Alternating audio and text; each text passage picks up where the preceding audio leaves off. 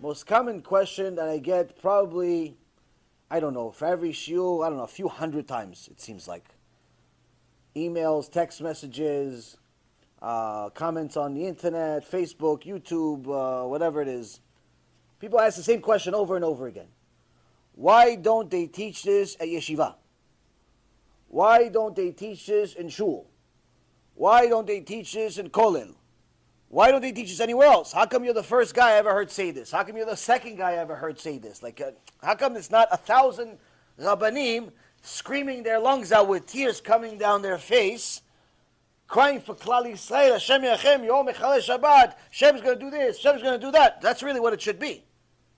In reality, it should be all of the rabbanim in the world crying 24 hours a day. That's really what we should be doing. Crying 24 hours a day for Klal Yisrael, because almost 80% are Mechalel Shabbat. Once a person's a Mechalel Shabbat, the rest of the Torah doesn't make a difference if he keeps it or not. If he dies a Mechalel Shabbat, even if he kept everything else, it's in the garbage. But there are also other 35 other issues that if he does those, doesn't make a difference even if he keeps Shabbat. One of them is wasting seed. A person wastes seed even if he keeps Shabbat. Nothing's going to help him. There are 36 specific sins where a person does them, has no share of the world to come unless he does tshuva. If he does tshuva, Baruch haba, Gan Eden, Olam haba, everything is good, we love you. But if a person commits these sins and does not do tshuva for them, no one can help him. No rabbi, no mikubal, no chassid, no nothing. Not his mom, not his dad, not his sister. It doesn't make a difference. He can be related directly to Moshe Rabbeinu. It's not going to help him. It's not going to help him. Why? Hashem said it in the Torah. In order for Hashem to change the Torah for you, it's not going to happen. He's going to make him a liar.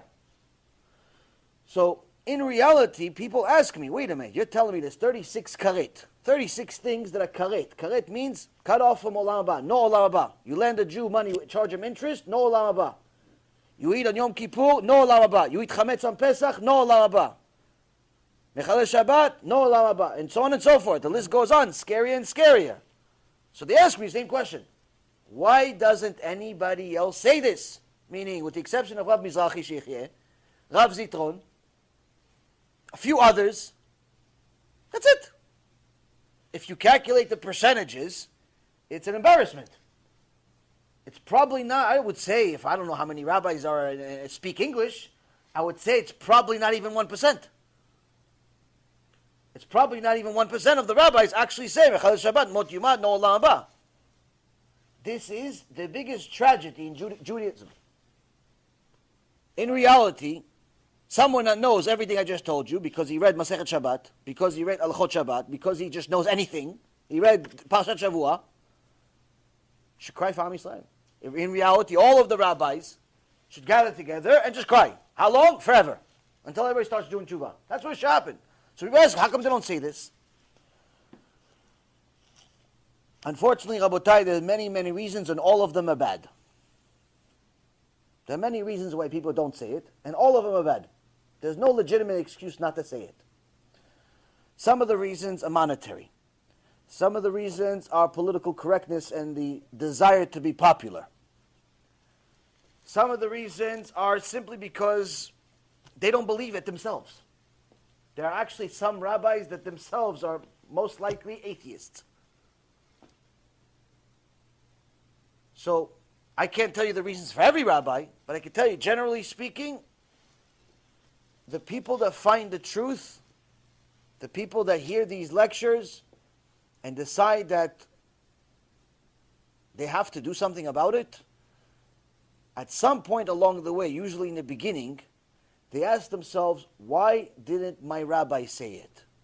Why didn't somebody else tell me? Like, how come I never heard this? It's a very common question. And it's sad. It's very, very sad. One of the other reasons that, again, only through experience I had to learn this. My Rav told me this a long time ago, but again, these are some of the things that you're never going to, take to heart until you see it. And it's going to sound strange, stranger than the other things. Because if I told you, somebody's not going to tell you the truth because they want your money. And they know that if they tell you the truth, most likely you're not going to give them any money. You're not going to donate because they make you feel bad about yourself. So that's understandable. Every normal person understands this. People want to go to Tony Robbins. Why? He makes you feel good about yourself. People want to go to all these self-help gurus. Why? Because they make you feel good. People like to give money to things that make them feel good. Somebody tells you, by the way, you should do tshuva. That doesn't necessarily always make a person feel good. It makes them feel like they're lacking. So if I told you money is the reason, it's very easy to understand. If I told you political correctness is the reason, it's even easier to understand. Why? Because people are scared to say certain things because they want to be popular and they don't want to offend anyone. They're so scared about offending you and they're not really sure if you know or you don't know, so they're just going to pretend like it doesn't exist. These are things that are easy to understand. The part that was very hard for me to understand is that they simply are clueless. That the first darga of Limud Torah, they don't have. We have 48 things that you have to have in order to acquire Torah. The first one was Limud, Talmud, learning, dedicated learning. I don't know about all the rabbis, but I can tell you without a shadow of a doubt that every single person that goes against the emet doesn't know what he's talking about at all. He's never finished the Shas. He probably maybe doesn't even know what the Shas is. He probably learned maybe a few parts of Halachot Shabbat, but not the whole thing. Rambam, forget about it. Maybe he read like a few things on the internet. He read just enough to maybe pass a test, maybe not.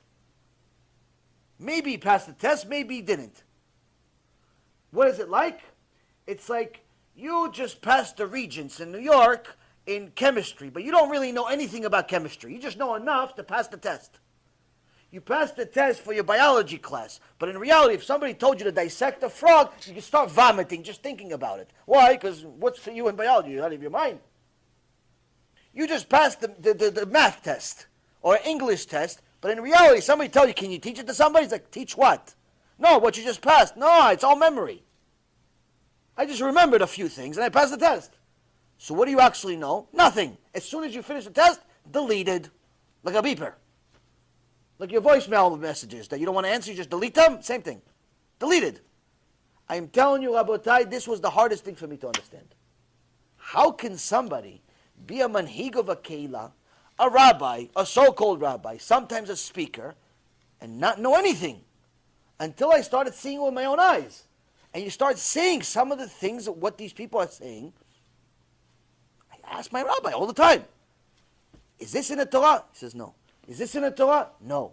Is that in the Torah? No. Where is it from? He goes, maybe in a comic book. Maybe he found it in a comic book, maybe in a newspaper. It's not in the Torah. And now, you can double check other rabbis, you can check other books. Not in Torah, not in Torah. Remember the whole thing that happened with Pittsburgh? You can't forget. That everybody cried out loud, oh, it's Kiddush Hashem, Kiddush Hashem. The Rambam says it's Kiddush Hashem. One rabbi said, I want to check, where is this Rambam? So I asked the rabbi that said on big screen, that's Kiddush Hashem, because the Rambam said it. And the rabbi said, I can't find it in the Rambam. So I called the rabbi, called him, hey, Kvod Harav, you said in your shiur, you're Rosh Yeshiva, you're Chashuv, Ish Chashuv. You're not like some Am Haaretz. You're a Rosh Yeshiva, a big Yeshiva. You're a big Rosh Yeshiva. You did a big shiur, thousands and thousands of views and so on, shook up the world. You gave everybody the good feeling, good comforting in their stomach that it's Kiddush Hashem, they all died, right? Because you said the Rambam said it. Where is the Rambam? The Rosh Yeshiva responded, there is no such Rambam. But everybody thinks there's such a Rambam, so I said it. There's no Rambam that says that somebody that dies because he's a Jew is Kiddush Hashem. There's no such thing. We looked through the entire Rambam before we found this out, because we didn't know that this is actually happening. We looked ourselves, where Rambam doesn't exist. We said, oh, maybe there's some Rambam Ganuz, like there's a book of the Rambam that no one ever heard about, and he's the only one that has the copy. And he shared it with all the other ones that made a lecture about it. They're all there. All these people, they have this Rambam except everybody else. Doesn't exist. Rabotai, the saddest thing for me, personally, was seeing this Talmud, this study, confirmation, come to life, where you realize that most people today simply don't know anything. Anything. They don't know that much more than a secular person. They don't know that much more than a person that just converted. Sometimes they know much less than a person that just converted. They don't know that much more than a Baal Tshuva of a few years that actually learns. And many times my Talmidim ask their rabbis about, oh, did you hear such and such? I heard it from Rabbi Reuven on a shiur. No, where is it? And he shows them, oh, wow, okay, nice. Okay, chidush, okay, that's good. It doesn't mean you have to know everything. But every week, I never heard this, never heard this, never heard. What did you hear then? What did you hear? So, this is not everybody, obviously. There are many Talmidei Chachamim in the world. But it doesn't seem like they're making many lectures. It seems like a lot of people that are steering people away from Yirat Shamayim are doing it with the same system, which is they're helping people stay ignorant because they're ignorant themselves. They don't know anything themselves. Because anyone that reads Torah immediately figures out, without being a big chacham, without having even a big rabbi, that Hashem wants you to fear Him. There's even certain mitzvot in the Torah that are purely based on fear. For example, the Gemara asks, why did Hashem create the thunder? Like, what good does a thunder do in the world? Like, lightning, you can say it is, maybe, I don't know, Hashem likes the way it looks. Or maybe He wants to show us how it looks. Or maybe it creates certain damage in the world that comes through lightning. Somebody gets hit by lightning, Hashem Yachem. Lightning can start fires. So you can start rationalizing there's a use in the world for lightning. But thunder, there's no use. What does thunder do? Scare you. That's the reason why He created it. That's the reason why He created it. That's what the Gemara says. Why did Hashem create thunder? To scare you. That's it. It's the only purpose it has in the world. World starts shaking, you feel like the whole thing is breaking. Perfect. Get scared. So, there are certain mitzvot like this. There are certain psukim in the Torah that Hashem says, what do I want from you other than to fear me? And so on and so forth. So anyone that actually reads Torah arrives at the same conclusion, which means that anyone that arrives at a different conclusion simply did not learn, which is the first requirement of this ketah.